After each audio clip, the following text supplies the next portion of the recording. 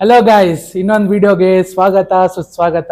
ನಾನು ನಿಮ್ಗೆ ಲಾಸ್ಟ್ ವಿಡಿಯೋದಲ್ಲೇ ಹೇಳಿದ್ದೆ, ಒಬ್ರನ್ನ ಇಂಟ್ರೊಡ್ಯೂಸ್ ಕೂಡ ಮಾಡಿದ್ದೆ. ಅವ್ರ ಅವಾರ್ಡ್ಸು ಮತ್ತೆ ಅವ್ರ ಸರ್ಟಿಫಿಕೇಟ್ಸ್ನೆಲ್ಲ ತೋರಿಸ್ತೀನಿ ಅಂತಲೂ ಹೇಳಿದ್ದೆ. This is the time. ಇವಾಗ ಅದದ್ದೇ ವಿಡಿಯೋ ಮಾಡ್ತಾ ಇದ್ದೀವಿ. Come on, my one and only coach Vishwanath sir. Sir, ನಿಮ್ಮದು ಇನ್ನೊಂದು ಸಲ ಇಂಟ್ರಡಕ್ಷನ್ ಕೊಟ್ಬಿಡಿ, ಆಮೇಲೆ ನಿಮ್ಮ ಅವಾರ್ಡ್ಸ್ ಬಗ್ಗೆ ಹೋಗೋಣ. ಹಾಯ್, ನನ್ನ ಹೆಸರು ವಿಶ್ವನಾಥ್ ಭಾಸ್ಕರ್ ಅಂತ. ನಾನು ಮೂಲತಃ ಉಡುಪಿಯವನು. 2 times Commonwealth gold medal win ಆಗಿದ್ದೀನಿ. ಅದೇ ರೀತಿ ಕಾಮನ್ವೆಲ್ತ್ ರೆಕಾರ್ಡ್ ಸಹ ಇದೆ. Almost 24 time national gold medal ಇದೆ. ಸೊ ಸ್ಟಿಲ್ ಪಾರ್ಟಿಸಿಪೇಟಿಂಗ್ ಮಾಡ್ತಾ ಇದ್ದೀನಿ. ಈಗ ನ್ಯಾಷನಲ್ಸ್ ಕೂಡ ಹೋಗ್ತಾ ಇದ್ದೀನಿ. ಇದನ್ನೆಲ್ಲ ಫುಲ್ ಡೀಪ್ ಆಗಿ ಇವಾಗ ನೋಡಕ್ ಹೋಗೋಣ. ಬಾಬಾ ಬನ್ನಿ, ಬಾರೋ ತೋರಿಸ್ತೀನಿ. ವಾ, ಇಷ್ಟೇ ನೋಡಿ ಇರೋದು. ಇಷ್ಟೇನಾ? ಇಷ್ಟೇ. ಒಳ್ಳೆ ರಾಜ್ಯನೇ ಕಟ್ಬಿಟ್ಟಿದ್ದೀರಾ. ಇನ್ನು ಮಾಡಿದೆ. ಸೊ ಒಳ್ಳೆ ಸಾಮ್ರಾಜ್ಯ ಕಟ್ಬಿಟ್ಟಿದ್ದಾರೆ. ಅಂದ್ರೆ ಎಲ್ಲ ಇಲ್ಲ ಇದ್ರಲ್ಲಿ. ಒಂದು ಇಷ್ಟು ಇಲ್ಲಿದೆ ಮನೇಲಿ, ಊರಲ್ಲಿ ಅಮ್ಮ ಅಲ್ಲಿ ಇಡಕ್ ಜಾಗ ಎಲ್ಲ ತಗೊಂಡು ಅಂತ ಇದನ್ನ ಲಾಸ್ಟ್ ಟೈಮ್ ತಂದು ಕೊಲ್ಸಿದ್ರು. ಇನ್ನು ಸ್ವಲ್ಪ ಇದೆ, ಎಲ್ಲ ನೋಡ್ತಿದ್ದೀರಾ. ಇವಾಗ ಸ್ಟಾರ್ಟ್ ಮಾಡೋಣ ಸರ್. ಫಸ್ಟ್ ಅಂದ್ರೆ ಇದಪ್ಪ ನನ್ನ ಹೆಜ್ಜೆ, ಇಲ್ಲಿ ಸ್ಟಾರ್ಟ್ ಮಾಡಿದ್ ನಾನು ಅಂತ ಯಾವ್ದು? ನಾನು ಫಸ್ಟ್ ಕಾಂಪಿಟೇಷನ್ ಅಲ್ಲಿ ಹೋಗಿದ್ದು ಡಿಸ್ಟಿಕ್. ಮೋಸ್ಟ್ಲಿ ಫಸ್ಟ್ ಬಂದಿದ್ದೆ ಲಾಸ್ಟ್ ಇಂದ. ಸೊ ಅದ್ರ ನೆಕ್ಸ್ಟ್ ಏನಾಯ್ತು ಅಂತಂದ್ರೆ national dead lift selection trials ಇತ್ತು. ಸ್ಟೇಟ್ ಮಾಡೇ ಇಲ್ಲ ನಾನು. ಡೈರೆಕ್ಟ್ ನ್ಯಾಷನಲ್ ಟ್ರಯಲ್ಸ್ ಇತ್ತು ಮಂಗಳೂರಲ್ಲಿ. ಯಾವ್ದು ಒಂದು ಸ್ಟೇಡಿಯಂ ಇದೆ ಅಲ್ಲಿ, ಮಂಗಳಾದೇವಿ ಅನ್ಸುತ್ತೆ. ಅಲ್ಲಿ ಡೆಡ್ ಲಿಫ್ಟ್ ಸೆಲೆಕ್ಷನ್ ಟ್ರಯಲ್ಸ್ ಇತ್ತು. ಅಲ್ಲಿಂದ ಮಾಡಿ ಡೈರೆಕ್ಟ್ ಸೆಲೆಕ್ಷನ್ ಆಯ್ತು. ಡೈರೆಕ್ಟ್ ನ್ಯಾಷನಲ್ ಫಸ್ಟೇ ನ್ಯಾಷನಲ್. ಯಾವಾಗ ಸರ್? ಯಾವ ವರ್ಷದಲ್ಲಿ? 2010 ಅಲ್ಲಿ 9th to 11th July 2010. 73 certificate ನೋಡಿ. 222.5, 73.6 ಬಾಡಿ ವೇಟ್. ಅಂದ್ರೆ ಮಾಡಿದ್ದು ಬರೀ ಡೆಡ್ ಲಿಫ್ಟ್. ಅಂದ್ರೆ ಅದು ಫಸ್ಟ್ ಟೈಮ್ ಇದು ಪವರ್ ಲಿಫ್ಟಿಂಗ್ ಇಂದ ಏನಾಗಿತ್ತು ಅಂದ್ರೆ Indian power lifting association federation ಬರೀ ಡೆಡ್ ಲಿಫ್ಟ್, ಈಗ ಬೇಂಚ್ ಎಲ್ಲ ಹೇಗಾಗತ್ತಲ್ವಾ ಅದೇ ರೀತಿ ಬರೀ ಡೆಡ್ ಲಿಫ್ಟ್ ಕಾಂಪಿಟೇಷನ್ ಅಂತ ಇತ್ತು. ಫಸ್ಟ್ ಶುರು ಆಗಿದ್ದು 2010 ಅಲ್ಲಿ. ಫಸ್ಟ್ ಕಾಂಪಿಟೇಷನ್ ಅಲ್ಲಿ ನಾನು ಜೂನಿಯರ್ 75 ಕ್ಲಾಸ್ ಅಲ್ಲಿ 222.5 ಮಾಡಿದ್ದೆ. ಇವಾಗ ಇದ್ರಲ್ಲಿ 73.6 kg ಇದೀರಾ. ಇವಾಗ ಅರೌಂಡ್ 102 103 30 kg ಜಾಸ್ತಿ ಆಗಿದ್ದೀನಿ ಓವರ್ ದ ಪೀರಿಯಡ್ ಆಫ್ ಎಷ್ಟು ವರ್ಷ ಆಯ್ತು? 15 ವರ್ಷಕ್ಕೆ. 15 ವರ್ಷ ಕರೆಕ್ಟ್ 15 ವರ್ಷಕ್ಕೆ 30 kg. ಅಂದ್ರೆ ಸರ್, ಇವಾಗ ಇದು 2010 ಸರ್ಟಿಫಿಕೇಟ್ ಫಸ್ಟ್ ಕಾಂಪಿಟೇಷನ್. ಇಲ್ಲೇನೋ ಒಂದು ಮೆಮೊರಿ ಇರುತ್ತೆ. ಅಯ್ಯೋ 2010 ನನ್ ಫಸ್ಟ್ ಕಾಂಪಿಟೇಷನ್ ಅಂತ ನೆನ್ಸ್ಕೊಂಡಿದ ತಕ್ಷಣ ಇದು ಬಂತಪ್ಪ ಅಂತ. ನಿಂಗೆ 2010 ಅಲ್ಲಿ ಹೆಂಗಿತ್ತು ಅಂತಂದ್ರೆ, ಇವಾಗಾದ್ರೆ ಒಂದು ಇವ್ರು ಹೋದ್ರೆ ಏನೋ ಮಾಡ್ತಾರೆ ಅಂತ ಒಂದು ಪ್ರಾಮಿಸಿಂಗ್ ಲಿಫ್ಟ್ ತರ ಇರ್ತದೆ. ಆವಾಗ ಹೆಂಗಿತ್ತು ಅಂತಂದ್ರೆ, ಯಾವ್ದೋ ಹುಡುಗ ಸಬ್ ಜೂನಿಯರ್ ಹುಡುಗ ಹೋಗ್ತಾ ಇದಾರೆ ಎಲ್ರು. ಒಂದು ಅವಾಗೆಲ್ಲ ಹೇಗೆ ಅಂತಂದ್ರೆ ಜೂನಿಯರು, ಸಬ್ ಜೂನಿಯರ್, ಸೀನಿಯರ್ಸ್ ಎಲ್ರು ಟ್ರೈನ್ ಅಲ್ಲಿ ಹೋಗೋದು. ಇವಾಗಿನ ತರ ಯಾರು ಫ್ಲೈಟ್ ಅಲ್ಲಿ ಹೋಗ್ತಾರೆ, ಎಲ್ಲ ಟ್ರೈನ್ ಅಲ್ಲಿ. ಕರ್ನಾಟಕ ಟೀಮ್ ಒಂದು ಫುಲ್ ಟೀಮ್ ಟ್ರೈನ್ ಅಲ್ಲಿ ಹೋಗೋದು. ಜಮ್ಶೆಡ್ಪುರದಲ್ಲಿ ಕಾಂಪಿಟೇಷನ್ ನೀಟಾಗಿ ಹೋದ್ವಿ. ಆ ಭಯ ಇತ್ತು ಕಾಂಪಿಟೇಷನ್ ಯಾವ ಸ್ಟೇಟ್ ಅವ್ರು ಬಂದಿರ್ತಾರೆ, ಹೆಂಗಿರ್ತಾರೆ ಏನು ಗೊತ್ತಿಲ್ಲ ಅಂತ. ಬೇರೆ ಬೇರೆ ಸ್ಟೇಟ್ ಅವ್ರು ತುಂಬಾ ಅಥ್ಲೆಟ್ಸ್ ಇದ್ರು. ಫಸ್ಟ್ ಡೆಡ್ ಲಿಫ್ಟ್ ಕಾಂಪಿಟೇಷನ್ ಅಲ್ಲ, ತುಂಬಾ ಜನ ನಾರ್ತ್ ಇಂದ ಎಲ್ಲ ತುಂಬಾ ಜನ ಇದ್ರು. ಬಟ್ ನನಗೆ ಅಪರ್ಚುನಿಟಿ ಸಿಕ್ಕಿದ್ದೇನು ಅಂದ್ರೆ, ಎಲ್ಲರಿಗೂ ಒಂದೊಂದು ಜೀವನದಲ್ಲಿ ಒಂದು ಕಹಿ ಘಟನೆಗಳಿದ್ದೇ ಇರುತ್ತೆ. ನಿನ್ನ ಹತ್ರ ಮಾಡಕ್ಕಾಗಲ್ಲ, ಈ ತರ ಮಾಡಲ್ಲ, ಅದು ಇದು ಅಂತ. ಸೊ ಇದನ್ನೆಲ್ಲ ನೆನ್ಪಿಟ್ಕೊಂಡು ಮಾಡ್ಲೇಬೇಕು ಅಂತ ಮಾಡಿರುವಂತ ಒಂದು ಫಸ್ಟ್ ಕಾಂಪಿಟೇಷನ್. ಕೆಲವೊಂದು ಸ್ಪೆಷಲ್ ಪರ್ಸನ್ ನೆನ್ಸ್ಕೊಂಡು ಎತ್ತಿರುವಂತ ವೆಯ್ಟ್ ಅದು. 2011 ಇದು ಆಕ್ಚುಲಿ ಇದಕ್ಕೂ ಜಾಸ್ತಿ ಟೈಮ್ ಇರ್ಲಿಲ್ಲ. ಇದು ಜುಲೈ ಅಲ್ಲಿ ಆಗಿತ್ತು, ಇದು ಜನವರಿನಲ್ಲೇ ಬಂತು ನೆಕ್ಸ್ಟ್ ಟೈಮ್ ಇದು. ಅವಾಗ ಬಟ್ ನಂದು ಅವಾಗ ಪರ್ಫಾರ್ಮೆನ್ಸ್ ಚೆನ್ನಾಗಿತ್ತು. ಬಾಡಿ ವೇಟ್ ನೋಡಿದ್ರೆ ನಿಂದು 73.6 ಇತ್ತು, ಇಲ್ಲಿ 73.5. ಬಟ್ ನಾನು ಲಿಫ್ಟ್ ಆಗಿರೋದು 30 kg ಜಾಸ್ತಿ ಆಗೋಯ್ತು. 222 to 252. ಏನಾಗುತ್ತೆ ಅಂತಂದ್ರೆ, ಕಾಂಪಿಟೇಷನ್ ಇಂದ ಕಾಂಪಿಟೇಷನ್ಗೆ ಇನ್ನೂ ಜಾಸ್ತಿ ಮಾಡಬೇಕು ಅನ್ನೋ ಒಂದು ಫೀಲ್ ಇದ್ದೇ ಇರುತ್ತೆ. ಸೊ ಅದರಿಂದ ಆಟೋಮೆಟಿಕಲಿ ಜಾಸ್ತಿ ಆಗೋಯ್ತು. ಪ್ಲಸ್ ಆ ಕಾಂಪಿಟೇಷನ್ ಸಖತ್ತಾಗಿತ್ತು. ಪ್ಲಸ್ ಇದ್ರಲ್ಲಿ ಕಾಂಪಿಟೇಷನ್ ನಂಗೆ ಬಂದಿದ್ದು ಸೆಕೆಂಡ್.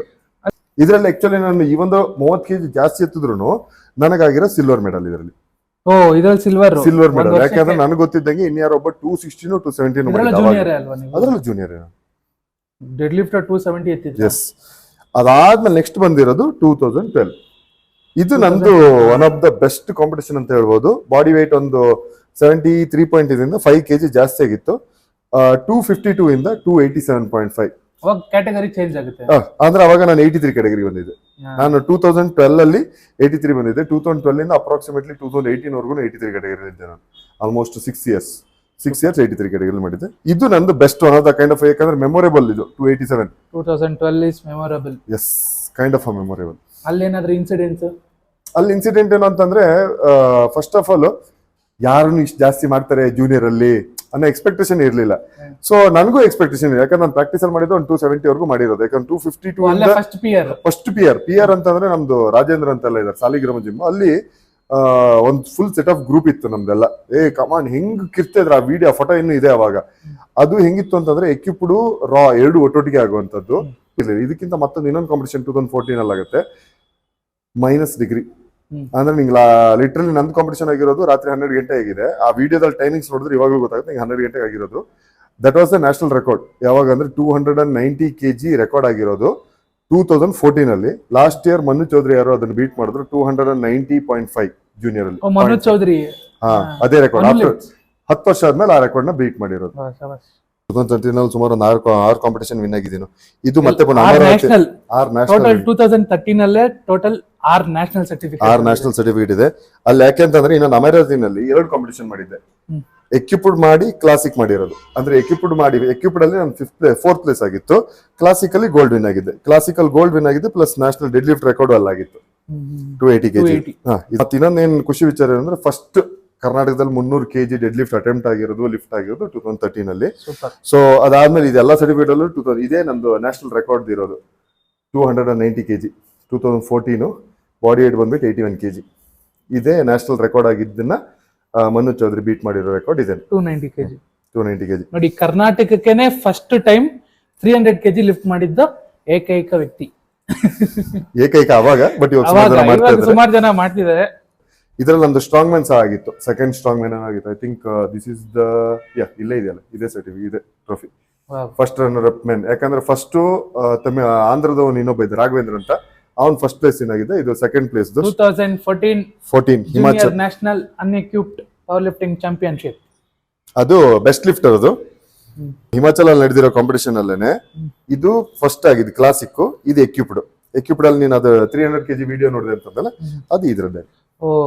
ಇದೆ ಫುಲ್ ಅಲ್ಲಿ ಆ ವಿಡಿಯೋ ಹಾಕ್ತೀನಿ, ಬೇಕಾದ್ರೆ ಸಿಕ್ಕಿದ್ರೆ ಹಾಕ್ತೀನಿ, ಯೂಟ್ಯೂಬ್ ಅಲ್ಲಿ ಇದೆ. ಹೌದು, ಅದನ್ನ ತೆಗ್ದು ಹೆಂಗಾದ್ರೂ ಹಾಕ್ತೀನಿ. ಅದ್ರಲ್ಲಿ ನಿಮ್ಗೆ ಯಾವ ತರ ಇತ್ತು ಅಂದ್ರೆ ಜನವರಿನಲ್ಲಿ ಚಳಿ ಹಿಮಾಚಲ್ ಅಲ್ಲಿ ಫುಲ್ ಕೋಲ್ಡ್. ಬಟ್ ನನಗೆ ಅಲ್ಲಿ ಸಖತ್ ಮೆಮೊರೇಬಲ್ ಅಂತ ಹೇಳ್ತೀನಿ, ಯಾಕಂದ್ರೆ ಅವಾಗೆಲ್ಲ ಹೇಗೆ ಅಂದ್ರೆ 300 kg ಡೆಡ್ ಲಿಫ್ಟ್ ಮಾಡೋರು ಸ್ವಲ್ಪ ಜನ ಇದ್ರು. ಸೊ ತುಂಬಾ ಜನಕ್ಕೆ ನಾನು ಲಿಫ್ಟ್ ನೋಡಕ್ ತುಂಬಾ ಇಷ್ಟ ಅಂತಂದ್ರೆ ಎಲ್ಲ ಸ್ಟೇಟ್ ಅವರು ಇರೋರು.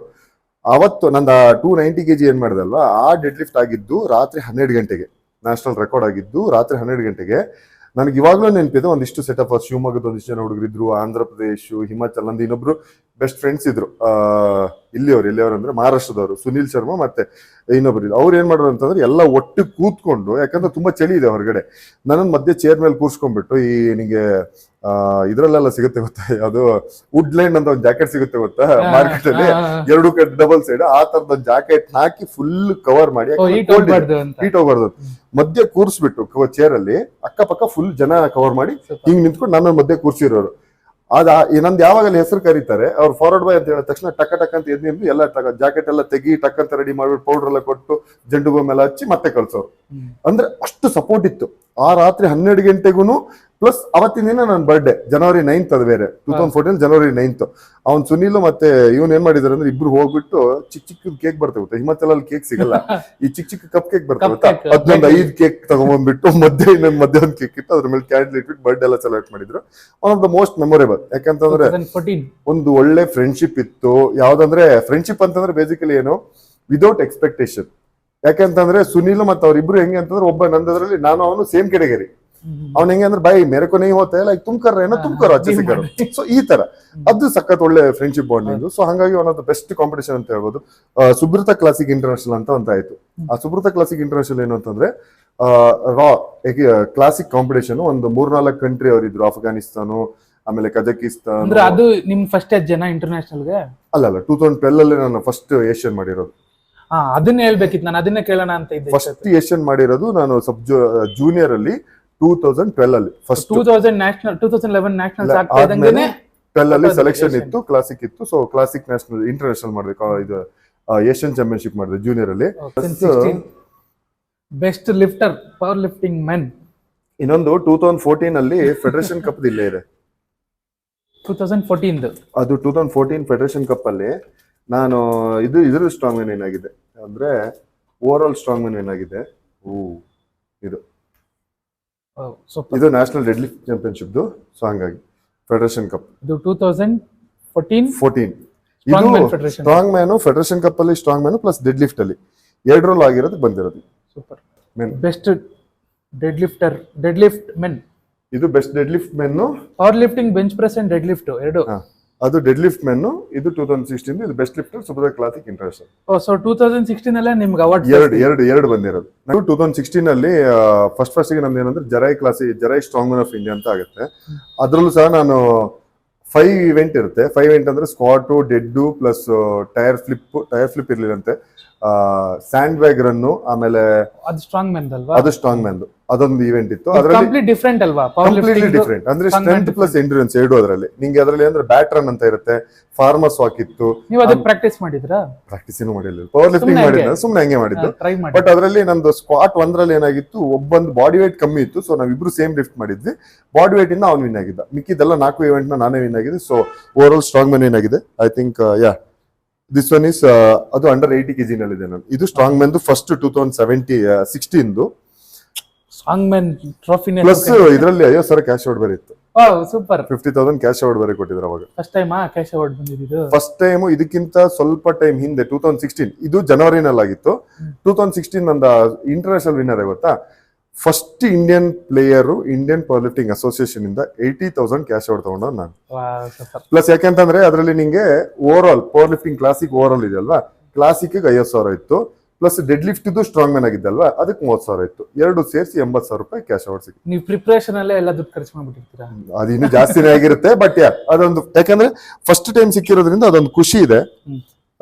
ತುಂಬಾ ವಿಚಾರದಲ್ಲಿ first Indian power lifter to do ಅಂತ ಹೇಳ್ಬೋದು ಕೆಲವೊಂದು ವಿಚಾರದಲ್ಲಿ. ಯಾಕಂದ್ರೆ 2016 ಅಲ್ಲಿ ನಾನು I the first Indian power lifters to participate in Netflix ಒಂದು ರಿಯಾಲಿಟಿ ಶೋ ಆಗಿತ್ತು, ದ ಅಲ್ಟಿಮೇಟ್ ಬೀಸ್ಟ್ ಮಾಸ್ಟರ್ ಅಂತ. ನಾನು ಇದುವರೆಗೂ ಹೋಗಿರೋ ಒಂದು ನೆಟ್ಫ್ಲಿಕ್ಸ್ ರಿಯಾಲಿಟಿ ಶೋ ಹೋಗಿರೋ ಒಬ್ಬ ಪವರ್ ಲಿಫ್ಟರ್ ಅಂದ್ರೆ ಇಂಡಿಯಾದ ನಾನು ಒಬ್ಬನೇ ಸದ್ಯಕ್ಕೆ ಇರೋದ್ರಲ್ಲಿ. ಸೊ ಅದೊಂದು ಒಳ್ಳೆ ಅಪರ್ಚುನಿಟಿ ಏನಿತ್ತು ಅಂದ್ರೆ ನಂದೊಂದು ಸ್ಕ್ವಾಟ್ ವಿಡಿಯೋ ಇತ್ತು, ಸ್ಕ್ವಾಟ್ ಆನ್ ದ ಟ್ರೀ ಅಂತ, ಮರದ ಮೇಲೆ ಸ್ಕ್ವಾಟ್ ಮಾಡ್ತಾ ಇದ್ದೆ. ಆ ವಿಡಿಯೋ ಏನಾಗಿದೆ ಅದೊಂದೆಲ್ಲ ವೈರಲ್ ಆಗಿದೆ. ಅದು ಯಾರೋ ನೋಡಿದ್ದಾರೆ, ಆಮೇಲೆ ಕೇಳಿದ್ರು ಹಿಂಗಿಂಗೆ ಅಂತ. ಒಂದು 3-4 ಸೆಟ್ ಆಫ್ ಇಂಟರ್ವ್ಯೂ ಎಲ್ಲ ಇತ್ತು, ವೀಸಾನು ಸಿಕ್ತು, ಎಲ್ಲ ಸಿಕ್ತು. ಸೊ ಟೀಮ್ ಇಂಡಿಯಾ ಜೊತೆಗೆ ತುಂಬಾ ಜನ ಇದ್ರು ಅದು ಸೆಲೆಕ್ಷನ್ ಲಿಸ್ಟ್ ಅಲ್ಲಿ. ಲಕ್ಕಿಲಿ ನನ್ಗೇನಾಗಿತ್ತು ಅಂದ್ರೆ ವೀಸಾ ಸಿಕ್ಕಿತ್ತು, ಪ್ಲಸ್ ಎಲ್ಲ ಅವ್ರದ್ದು ಏನೇನು ಪ್ರೊಸೆಸ್ ಇತ್ತು ಎಲ್ಲದೂ ಪಾಸ್ ಆಗಿದೆ. ಸೊ ಹಂಗಾಗಿ 6 ಕಂಟ್ರೀಸ್ 108 ಕಾಂಪಿಟೇಟರ್ ಅಲ್ಲಿ ಫ್ರಮ್ ಇಂಡಿಯಾ ಇಂದ 12 ಜನದಲ್ಲಿ ನಾನು ಒಬ್ಬ. ಅದರಲ್ಲಿ ನ್ಯಾಷನಲ್ಸ್ ಮಾಡಿದಾಗ ನಿಮ್ಗೆ ಗೌರ್ಮೆಂಟ್ ಕಡೆಯಿಂದ ಏನಾದ್ರು ಹೆಲ್ಪ್? ಇನ್ನೊಂದೇನಾಯ್ತು ಅಂದ್ರೆ ಫಸ್ಟ್ ಇನಿಷಿಯಲ್ ಡೇಸ್ ಅಲ್ಲಿ ಗೌರ್ಮೆಂಟ್ ಇಂದ ಅದಾಗತ್ತೆ, ಇದಾಗತ್ತೆ, ಹಾಗಾಗತ್ತೆ, ಹೀಗಾಗತ್ತೆ ಅಂತ ತುಂಬಾ ಎಕ್ಸ್ಪೆಕ್ಟೇಷನ್ಗಳಿತ್ತು. But one point of time ಅಲ್ಲಿ ಏನ್ ರಿಯಲೈಸ್ ಆಯ್ತು ಅಂತಂದ್ರೆ, ನೀವು ಬೇರೆಯವ್ರ ಹತ್ರ ಯಾವಾಗ ನಮ್ಗೇನೋ ಅದು ಸಿಗುತ್ತೆ ಅಂತ ನಿರೀಕ್ಷೆ ಇಟ್ಕೊಂಡು ಹೋದ್ರೆ ನಿಮ್ ಸಾಧನೆ ಮಾಡೋಕ್ಕಾಗಲ್ಲ. ಸೊ ಅದಕ್ಕೋಸ್ಕರ 2017 ಕಾಮನ್ವೆಲ್ತ್ ಅಪರ್ಚುನಿಟಿ ಸಿಕ್ಕಿದಾಗ ಸ್ವಲ್ಪ ಕಷ್ಟನೇ ಇತ್ತು. ಯಾಕಂದ್ರೆ 2017 ಕಾಮನ್ವೆಲ್ತ್ ಗೋಲ್ಡ್ ಆಗಿದೆ. ಇದು ಸೌತ್ ಆಫ್ರಿಕಾದಲ್ಲಿ ಆಗಿದ್ದು. ಇದು ಸೌತ್ ಆಫ್ರಿಕಾದಲ್ಲಿ ಆಗಿರೋದು 2017 ಕಾಮನ್ವೆಲ್ತ್ ಪವರ್ ಲಿಫ್ಟಿಂಗ್ ಚಾಂಪಿಯನ್. ಅಂದ್ರೆ ಏನ್ ಇಷ್ಟೊಂದಿದೆ ಅಂದ್ರೆ ನಿಂಗೆ ಅದ್ರಲ್ಲಿ ಏನಿರುತ್ತೆ, ಒಂದು ಪಾರ್ಟಿಸಿಪೇಷನ್. ನಂಗೆ ಅಲ್ಲಿ ನಾಟ್ ಓನ್ಲಿ ಪವರ್ ಲಿಫ್ಟಿಂಗ್ ಮಾಡಿದ್ದೆ, ನಾನು ಅಲ್ಲಿ ಬೆಂಚ್ ಪ್ರೆಸ್ ಮಾಡಿದ್ದೆ. ಇಲ್ಲಿ ನಿಂಗೆ ಗೋಲ್ಡ್ ಮೆಡಲ್ ಮೇನ್ ಬಂದಿರೋದು ಇದು ಓವರ್ ಆಲ್ ಗೋಲ್ಡ್. ಆಮೇಲೆ ನಂದು ಸ್ಕ್ವಾಟಲ್ ಗೋಲ್ಡ್ ಆಗಿತ್ತು, ಡೆಡ್ ಲಿಫ್ಟ್ ಅಲ್ಲಿ ಗೋಲ್ಡ್ ಆಗಿತ್ತು, ಬೆಂಚ್ ಅಲ್ಲಿ ಸಿಲ್ವರ್ ಆಗಿತ್ತು. ಇದು over all silver medal in the bench press. ಆಮೇಲೆ ಇದೆರಡು ಪಾರ್ಟಿಸಿಪೇಷನ್ ಮೆಡಲ್ ಕೊಡ್ತಾರೆ ಆತರ. ಅದಾದ ನಂತರ 2017 ಆದ್ಮೇಲೆ ನೆಕ್ಸ್ಟ್ ಕಾಂಪಿಟೇಷನ್ ಬಂದಿದ್ದು ನೆಕ್ಸ್ಟ್ 2018 ಫಸ್ಟ್ ಕಾಮನ್ವೆಲ್ತ್ ಗೋಲ್ಡ್ ಇದು ಅಲ್ವಾ. ಅಂದ್ರೆ ಹೇಗೆ ಹೇಳ್ಬೋದು ಅಂತಂದ್ರೆ ತುಂಬಾ ಅಡೆತಡೆಗಳು. ಯಾಕಂದ್ರೆ ಒಂದು ಇಂಟರ್ನ್ಯಾಷನಲ್ ಕಾಂಪಿಟೇಷನ್ ಇರಬೇಕು ಅಂದ್ರೆ ಇಟ್ಸ್ ನಾಟ್ ಈಸಿ. ಯಾಕಂದ್ರೆ ನಿಂಗೆ ಆಲ್ಮೋಸ್ಟ್ ಸೌತ್ ಆಫ್ರಿಕಾಗೆ ನಮ್ಗೆ ಆಲ್ಮೋಸ್ಟ್ 2,75,000 ಸಮಥಿಂಗ್ ಏನೋ ಎಕ್ಸ್ಪೆಂಡಿಚರ್ ಇತ್ತು. ಪ್ಲಸ್ ನಿಂಗೆ ಅದಕ್ಕೆ ಪ್ರಿಪರೇಷನ್ ಆಗಬೇಕು ಅಂದ್ರೆ ಫುಡ್ ಇರುತ್ತೆ, ಅದೆಲ್ಲ ಇರುತ್ತೆ. ಸ್ವಲ್ಪ 2017 2 lakhs. ನಾನು ಅವಾಗ ಏನ್ ಮಾಡಿದ್ರೆ, ನಂಗೆ ವರ್ಕ್ ಮಾಡ್ತಾ ಇದ್ದೆ, HDFC ಬ್ಯಾಂಕ್ ಅಲ್ಲಿ 3 ಲಕ್ಷ ಲೋನ್ ಸಿಕ್ತು, ತಗೊಂಡು ಹೋಗಿದ್ದೆ ಸೀದಾ. ನೀವು ಜಾಬ್ ಅಲ್ಲಿ ಇದ್ರಿ? ಜಾಬ್ ಅಲ್ಲಿ ಐಟಿ ಅಲ್ಲಿ ವರ್ಕ್ ಮಾಡ್ತಾ ಇದ್ದೆ ನಾನು. ಅವಾಗ ಮೋಸ್ಟ್ ಪ್ರಾಬ್ಲಿ 2017 ಅಲ್ಲಿ ನಾನು GT Nexus ಅಂತ ಕಂಪನಿಯಲ್ಲಿ ವರ್ಕ್ ಮಾಡ್ತಾ ಇದ್ದೆ. ಅವಾಗ ಅಲ್ಲಿ ಮಾಡಿದೆ. ಪ್ಲಸ್ ನನಗೆ ಇದ್ರ ಅದೇ ಟೈಮಲ್ಲೇ ನಂದು ಕಾಮನ್ವೆಲ್ತ್ ಆಗಿದ್ದು ಅಲ್ಲೇನೆ. ಕಾಮನ್ವೆಲ್ತ್ ಆದ್ಮೇಲೆ ಏಷ್ಯನ್, ಇದು ಏಷ್ಯನ್ ಮೆಡಲ್. ಏಷ್ಯನ್ ಮೆಡಲ್ ಅಂತಂದ್ರೆ ನಿಂಗೆ ಏಷ್ಯನ್ ನಂಗೆ ಓವರ್ ಆಲ್ ಅಲ್ಲಿ ಸಿಲ್ವರ್ ಆಗಿತ್ತು, dead lift gold. Again it's participation medal. ಇದು ಎಲ್ಲರಿಗೂ ಅದು ಪಾರ್ಟಿಸಿಪೇಷನ್. ಯಾಕಂದ್ರೆ ಬಂದವ್ರಿಗೆ ಯಾರು 5th 6th ಇದ್ದವ್ರಿಗೆ ಏನು ಮೆಡಲ್ ಇರೋ, ಸೊ ಅದಕ್ಕೆ ಪಾರ್ಟಿಸಿಪೇಷನ್ ಅಂತ ಒಂದು ಮೆಡಲ್ ಕೊಡ್ತಾರೆ. ಸೊ ಅದು ಪ್ರಶಾಂತ್ ಶೇರಿಗರ್ ಅಂತ ನನ್ನ ಫಸ್ಟ್ ಕೋಚ್. ಅವ್ರ ಮಾರ್ಗದರ್ಶನದಲ್ಲಿ ನಾನು ಆಲ್ಮೋಸ್ಟ್ ಬೆಂಗಳೂರು ಬರಕ್ ಮೊದ್ಲೇನೆ ನಾನು ಏನ್ ಹೇಳ್ಬೇಕು ಅಂದ್ರೆ 10, 8, 9, 10 ಪ್ಲಸ್ ನಾನು almost 1 time national gold medalist ಆಗಿದ್ದೆ. 1 ಅಲ್ಲ 2 ಟೈಮ್ ನ್ಯಾಷನಲ್, 1 ಗೋಲ್ಡ್ 1 ಸಿಲ್ವರ್ ಆಗಿತ್ತು ಬೆಂಗಳೂರಿಗೆ ಬರಕ್ ಮೊದ್ಲೇನೆ.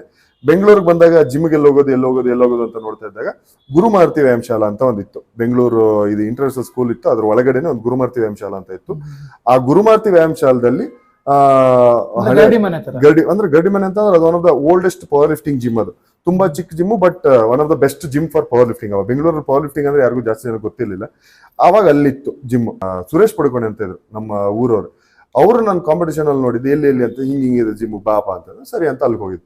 ಅಲ್ಲಿ ಹೋದಾಗ ಆಮೇಲೆ ಸುಬ್ರಹ್ಮಣ್ಯ ಅಂತ ಏನವರು ಇದ್ರು, ಅವರು one of the oldest lifter. ಅವರು ಅವಾಗಿನ ಕಾಲ ಅವರು ಇವಾಗಲೂ ಮಾಡ್ತಾ ಇರ್ತಾರೆ, ರೆಫ್ರಿ ಆಗೆಲ್ಲ ಮಾಡ್ತಾರೆ, ಸೆಕ್ರೆಟರಿ ಆಗಿದ್ದಾರೆ. ಸೊ ಅವರೆಲ್ಲ ಇದ್ರು ಆ ಜಿಮ್ ಅಲ್ಲಿ. ಅಲ್ಲಿಂದ ಮತ್ತೆ ಪುನಃ ವಾಪಸ್ ನಾನು ಅಲ್ಲಿ ಏನ್ ಮಾಡ್ತಾ ಇದ್ದೆ, ಮತ್ತೆ ಇಲ್ಲಿ ಬಂದು ಮತ್ತೆ ಪುನಃ ಶುರು ಆಯ್ತು. ಇಲ್ಲಿ ಸ್ಟ್ರಾಂಗ್ ಇದ್ದಷ್ಟು ನಿನ್ ಮೇಲೆ ದಬ್ಬಾಳಿಕೆ ಕಮ್ಮಿ ಆಗುತ್ತೆ.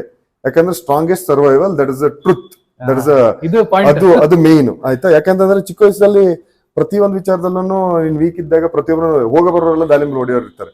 ಸೊ ಹಂಗಿದ್ದಾಗ ಏನಂದ್ರೆ ಸ್ಟ್ರಾಂಗ್ ಆಗ್ಬೇಕು. ಸೊ ಮನೆಯಲ್ಲಿ ಎಂತಿದ್ರು ಕೆಲಸ ಮಾಡ್ತಾ ಇದ್ದೆ, ಎಲ್ಲ ಮಾಡ್ತಾ ಇದ್ದೆ. ಜಿಮ್ಗೆ ಹೋಗ್ಬಿಟ್ರೆ ಸ್ಟ್ರಾಂಗ್ ಆಗ್ತೀವಿ ಅಂತ ಒಂದು ಐಡಿಯಾ ಇತ್ತು. ಕಾಲೇಜಿಗೆ ಹೋದಾಗ ಫಸ್ಟ್ ದಿನ ಹೋಗಿದ್ದೆ, ಕಾಲೇಜ್ ಇಂಟ್ರೊಡಕ್ಷನ್ ಎಲ್ಲ ಆಯ್ತು. ನೆಕ್ಸ್ಟ್ ಓಡೋಗಿದ್ದೆ ಜಿಮ್ ನೋಡೋಣ ಅಂತ. ಜಿಮ್ ಅಲ್ಲಿ ಹೋಗಿ ಎಷ್ಟು ಫೀಸ್ ಏನೋ 100 ರೂಪಾಯಿ ಏನೋ ಅಂತಂದ್ರೆ ಕಟ್ಬಿಟ್ಟು ಡೈಲಿ ಹೋಗು. ಈ ಕಡೆಯಿಂದ ಎಕ್ವಿಪ್ಮೆಂಟ್ ಶುರು ಮಾಡು, ಆ ಕಡೆಯಿಂದ ಏನ್ ಮಾಡು ಗೊತ್ತೇ ಇರಲಿಲ್ಲ, ಗೊತ್ತು ಗುರಿ ಇಲ್ಲ. ಸುಮ್ಮನೆ ಎಲ್ಲ ಎಕ್ವಿಪ್ಮೆಂಟ್ ಮಾಡು. ಯಾರೋ ಒಬ್ರು ಡೆಡ್ ಲಿಫ್ಟ್ ಮಾಡ್ತಾ ಇದ್ರು, 150 kg ಡೆಡ್ ಲಿಫ್ಟ್ ಮಾಡ್ದ. ನಾನು ಹೋಗಿ ಟ್ರೈ ಮಾಡೋಣ ಅಂತ ನಾನ್ ಮಾಡಿದೆ. ನಾನು 130 kg ಫಸ್ಟ್ ದಿನ ಎತ್ಬಿಟ್ಟೆ. ಅದ್ರಲ್ಲಿ ಯಾರೋ ಒಬ್ಬ ಮಾಡಕ್ ಹೋಗ್ಬೇಡ, ಬೆಂಗಿನ ಮುರ್ಕೋತೇ ನೀನು ಅಂತ. ನನ್ಗೆ ಹಿಂಗ, ನಾನು ಇನ್ನೂ ಗಟ್ಟಿದ್ದೀನಿ ಮಾಡ್ತೀನಿ ಅಂತ. ಅವ್ನು ಹೋದ್ಮೇಲೆ ಮತ್ತೆ ಎತ್ತಕ್ಕೆ ಶುರು ಮಾಡಿದೆ. ಹಂಗೆ ಪ್ರಾಕ್ಟೀಸ್ ಆಗಿ ಜಿಮ್ ಅಲ್ಲೇ ಒಂದು ಆಲ್ಮೋಸ್ಟ್ ಒಂದು 6 to 7 months ಕೆಟ್ಟದಾಗ ತಪ್ಪಾಗಿ ಮಾಡಿ 150-160 kg ಎತ್ತಕ್ಕೆ ಶುರು ಮಾಡಿದೆ. ಯಾರೊಬ್ಬ ನನ್ನ ಫ್ರೆಂಡ್ ಹೇಳಿದೆ, ಇಲ್ಲಿ ಹೋಗ್ಬೇಡ, ಬೇರೆ ಜಿಮ್ ಇದೆ, ಅಲ್ಲೋಗಿ ಸೇರ್ಕೋ, ಜಾಸ್ತಿ ಮಾಡ್ಬೋದು, ಯಾರೋ ಕೋಚ್ ಸಿಗ್ತಾರೆ ಅಂತ. ಅವರು ಮಾಡಿಸಿದ್ರು, ಡೆಡ್ ಲಿಫ್ಟ್ ಮಾಡಿಸ್ತಾ ಫಸ್ಟ್ ದಿನಾನೇ ಮಾಡಿಸ್ತಾ 210 kg ಮಾಡಿಸ್ಬಿಟ್ರು. ನಾನು 180 ಮ್ಯಾಕ್ಸ್ ಇದ್ದವ್ 210 kg ಮಾಡಿಸ್ಬಿಟ್ರು. ಅವ್ರು ಒಂದು ಮಾತಾಡಿದ್ರು, ನೀನು ಯೂನಿವರ್ಸಿಟಿದು ಮಾಡ್ಬೋದು, ರೆಕಾರ್ಡ್ ಎಷ್ಟಿದೆ ಕೇಳ್ಕೊಂಬ ಅಂದ್ರು. ನಾನು ನೀನು ಮೆಡಲ್ ಗಿಡಲ್ ಮಾಡೋ ಕ್ಯಾಂಡಿಡೇಟ್ ಅಲ್ಲ, ನೀನು ರೆಕಾರ್ಡ್ ಮಾಡ್ಬೋದು, ರೆಕಾರ್ಡ್ ಎಷ್ಟಿದೆ ಕೇಳು ಅಂದೆ. ಅವಾಗ ಇನ್ನೊಂದೇನಾಗಿತ್ತು, ರೆಕಾರ್ಡ್ ಒಬ್ಬರ ಹತ್ರ ಹೋಗಿ ಕೇಳಿದೆ, ಎಷ್ಟಿದೆ ರೆಕಾರ್ಡು ಅಂತ. ಅವ್ರು ಒಂದು ಮಾತಂದ್ರು, ರೆಕಾರ್ಡ್ ಎಲ್ಲ ಮಾಡಕ್ಕಾಗಲ್ಲ, ಮೆಡಲ್ ಪಾರ್ಟಿಸಿಪೇಷನ್ ಮಾಡೋದು ದೊಡ್ಡ ವಿಚಾರ. ನೀನ್ ಪಾರ್ಟಿಸಿಪೇಟ್ ಮಾಡ್ಬಿಟ್ಟು ಬಾ ಕಾಲೇಜಿಗೆ, ಸಾಕು ಮೆಡಲ್ ಗಿಡಲ್.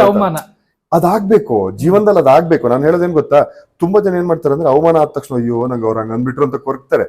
ಕೊರಗಬಾರ್ದು. ಅವ್ರು ಹಂಗಂದ್ರಲ್ವಾ, ಅವ್ರು ಹೇಳಿರೋದು ತಪ್ಪು ಅಥವಾ ಅವ್ರು ಹೇಳಿರೋದು ಸರಿ ಅಲ್ಲ ಅಂತ ಅವ್ರು ಪ್ರೂವ್ ಮಾಡ್ಬೇಕು ಅಂದ್ರೆ ನೀನ್ ಅಚೀವ್ ಮಾಡ್ಬೇಕು ಅದನ್ನ. ಅವ್ರು ಹೇಳಿರೋದನ್ನ ನೀನ್ ಅಚೀವ್ ಮಾಡಿ ವಾಪಸ್ ತಗೊಂಡೋಗ್ಬಿಟ್ರು. ಯಾಕಂದ್ರೆ ನಾನು ಹೇಳ್ತೀನಿ ಕೇಳು, ನಾನು ಫಸ್ಟ್ ಕಾಂಪಿಟೇಷನ್ ರೆಕಾರ್ಡ್ ಅಟೆಂಡ್ ಮಾಡಿದ ತಕ್ಷಣ ನೆಕ್ಸ್ಟ್ ಅವ್ರ ಮಾತೇ ಚೇಂಜ್ ಆಗುತ್ತೆ. ಪರವಾಗಿಲ್ಲ, ಒಳ್ಳೆ ಪ್ರಾಕ್ಟೀಸ್ ಮಾಡಿದಂತೆ, ಚೆನ್ನಾಗಿ ಮಾಡಿದೆ ಅಂತೆ ಅಂತಂದ್ರು. ನಂದು ಆ ಕಾಂಪಿಟೇಷನ್ ಅಲ್ಲಿ ಸೆಕೆಂಡ್ ಆಗಿತ್ತು. ಅದ್ರ ನೆಕ್ಸ್ಟ್ ಇಯರ್ ನಾನು ರೆಕಾರ್ಡ್ ಮಾಡಿದೆ. ಯೂನಿವರ್ಸಿಟಿ ರೆಕಾರ್ಡ್ ಅನ್ನು ಮಾಡಿಸಿದ್ರು ನನ್ನ ಕೋಚ್. ಮಾಡಿ ಬಂದ್ಮೇಲೆ ಪರವಾಗಿಲ್ಲ, I am proud of you ಅಂತಂದ್ರು. ಸೊ ಅದನ್ನೇ ನಾನು ಹೇಳೋದು, ಜೀವನದಲ್ಲಿ ನಿಮ್ಮ ಹತ್ರ ಯಾರೇ ಆದ್ರೂ ಅದಾಗಲ್ಲ ಅಂತ ಹೇಳಿರ್ತಾರಲ್ಲ, ಅದನ್ನ ಮಾಡಿ ತೋರಿಸಿ. ಅವ್ರ ಕೈಯಿಂದಾನೇ ನೀವು ಹೇಳ್ಬೇಕು, ಪರವಾಗಿಲ್ಲ ನಾನು ಅನ್ಕೊಂಡಿದ್ದೆ ಮಾಡಕ್ಕಾಗಲ್ಲ ಅಂತ ಮಾಡಿದೆ, ನೀನು ಪ್ರೌಡ್ ಆಫ್ ಯು ಅಂತ ಹೇಳ್ತಾರಲ್ಲ, ದಟ್ ಟ್ರಿಗರ್ಸ್. ಯಾಕಂದ್ರೆ that is a motivation real life ಅಲ್ಲಿ. ನನ್ಗೇನಂದ್ರೆ ಅವಾಗ ನಾನು ಚಾಮರಾಜಪೇಟೆಯಿಂದ ಜಯನಗರಕ್ಕೆ ಬರ್ಬೇಕಿತ್ತು. ಅವಾಗ 60 ಯಾವ್ದೋ ಬಸ್ ಇತ್ತು. ಅಲ್ಲಿಂದ ಚಾಮರಾಜಪೇಟೆಯಲ್ಲಿ ಬಸ್ ಹತ್ತಿ ನಾನು ಬ್ಯಾಗ್ ಇಟ್ಕೊಂಡು ಅದನ್ನ ಜಯನಗರ್ 4th ಬ್ಲಾಕ್ ಬಂದು ಇಳ್ಕೊಂಡು 4th ಬ್ಲಾಕ್ ಇಂದ 7th ಬ್ಲಾಕ್ ವರೆಗೆ ನಡ್ಕೊಂಬ. ಯಾಕಂದ್ರೆ ಅಲ್ಲಿಂದ ಮತ್ತೆ ಡೈರೆಕ್ಟ್ ಬಸ್ ಯಾವ್ದಿಲ್ಲ, ಅಲ್ಲಿಂದ ನಡ್ಕೊಂಬರೋದ್ರಲ್ಲಿ ವಾರ್ಮ್ ಅಪ್ ಆಗೋದು, ಬಂದ ಮತ್ತೆ ವರ್ಕೌಟ್ ಮಾಡೋದು, ಮತ್ತೆ ಹೋದ, ಮತ್ತೆ ವಾಪಸ್ ಹೋಗು ಜಯನಗರ 4th ಬ್ಲಾಕ್ ಹೋಗು, ಮತ್ತೆ ಅಲ್ಲಿಂದ ಮನೆಗೆ ಹೋಗು. ಯಾರೆಲ್ಲ ನೋಡ್ತಿರಲ್ಲ ಎಲ್ಲರಿಗೂ ಒಂದ್ ಹೇಳ್ತೀನಿ, ಅವ್ರು ಹಂಗಂದ್ರು ಇವ್ರು ಹಿಂಗಂದ್ರು ಅಥವಾ ಅವ್ರು ನಂಗೆ ಡಿಮೋಟಿವೇಟ್ ಮಾಡಿದ್ರು, there is nothing called demotivation. ಅವ್ರ ಅನುಭವನ ಹೇಳಿರ್ತಾರೆ. ಅವ್ರ ಅನುಭವನ ಯಾಕೆ ಹೇಳ್ತಾರೆ ಅಂತಂದ್ರೆ, ಇವ್ನು ಮುಂದೆ ಹೋದ್ರೆ ಬೆಳೀತಾನೆ ಅಂತ ಹೊಟ್ಟೆಗಿಚ್ಚಿದ್ದಾಗ ಅವ್ರ ಆತರ ಹೇಳಿರ್ತಾರೆ. ನೀವು ಅದನ್ನ ತಗೊಳ್ಳಿ, ಅದೆಲ್ಲನೂ ತಗೊಳ್ಳಿ, ಅದೆಲ್ಲ ಸ್ಟೋರ್ ಮಾಡಿ ಇಡ್ಬೇಕು. That is for the pre workout. Like ನನ್ನ ಹತ್ರ ಇರೋ ಪ್ರೀ ವರ್ಕೌಟ್ ಅದೇನೆ. ಅವ್ರು ಹೇಳಿರೋದನ್ನ ನೆನ್ಸ್ಕೊಂಡು ಆಗಲ್ಲ ಅಂತ ಇರ್ತಾರೆ, ಅದನ್ನೆಲ್ಲ ಪ್ರೀ ವರ್ಕೌಟ್ ಇಟ್ಕೊಳ್ಳಿ. ಕಾಂಪಿಟೇಷನ್ ಅಥವಾ ನಿಮ್ದು ಈ ಫ್ರಸ್ಟ್ರೇಷನ್, ಆಂಗರ್, ಇದನ್ನೆಲ್ಲ ಯಾವಾಗ ಯೂಸ್ ಮಾಡ್ಬೇಕು ಅಂದ್ರೆ, ಲಿಫ್ಟಿಂಗ್ ಮಾಡ್ಬೇಕಾದ್ರೆ ಒಂದ್ಸಲ ಕಣ್ ಮುಚ್ಕೊಂಡ್ರೆ ಆ ವರ್ಡ್ ಅಷ್ಟು ಕೇಳಿಸ್ಬೇಕು ನಿಮ್ಗೆ. ಎಸ್, ಇವಾಗ ಮಾಡ್ತೀನಿ ನಾನು. ಎಮೋಷನ್ ಬೇಕು. ಯಾಕೆಂತಂದ್ರೆ ನಿಂಗೆ ಸುಮ್ನೆ ನಮ್ಗೆ ಒಂದು ಗುರಿ ಅದು ಕರೆಕ್ಟ್ ಸ್ಟ್ರಾಂಗ್ ಇಲ್ಲ ಅಂತಂದ್ರೆ ನಾವು ಅಚೀವ್ ಮಾಡಕ್ಕಾಗಲ್ಲ. ಸೊ ಈ ತರದೆಲ್ಲ ಇದ್ದಾಗ ಜೀವನದಲ್ಲಿ ಇನ್ನೂ ಚೆನ್ನಾಗಿ ಮಾಡ್ಕೊಂಡು ಹೋಗ್ಬೋದು. ಒಂದು ಬಿಗ್ಗೆಸ್ಟ್ ಇನ್ಸಿಡೆಂಟ್ ಆಯ್ತು ಲೈಫಲ್ಲಿ. ಸೊ ಏನಂತಂದ್ರೆ, ಇಲ್ಲಿಂದ ಟ್ರಾವೆಲ್ ಮಾಡ್ತಾ ಇರ್ಬೇಕಾದ್ರೆ, ಊರಿಗೆ ಹೋಗ್ತಾ ಇರ್ಬೇಕಾದ್ರೆ ಬಸ್ಗೂ ಮತ್ತೆ ಕ್ರೇನ್ ನಡುವೆ ಒಂದು ಆಕ್ಸಿಡೆಂಟ್ ಆಗಿರೋದು. ಸೊ ಆ ಆಕ್ಸಿಡೆಂಟ್ ಇಂದ ಆಲ್ಮೋಸ್ಟ್ ಡಾಕ್ಟರ್ಸ್ ಯಾರು ಗ್ಯಾರಂಟಿ ಕೊಟ್ಟಿರ್ಲಿಲ್ಲ.